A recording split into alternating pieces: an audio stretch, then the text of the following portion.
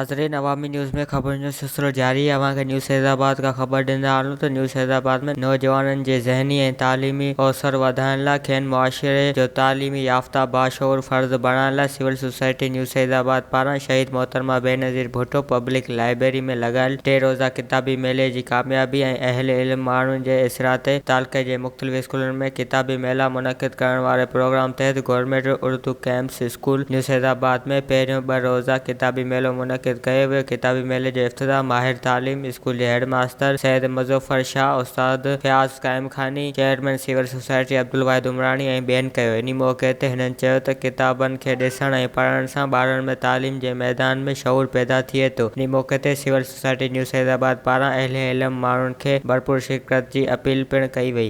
वधीक ख़बरुनि ऐं तफ़सील जे लाइ विज़िट कयो असांजी वेबसाइट awamiNewsHD.com ऐं ॾिसंदा रहो अवामी न्यूज़ HD।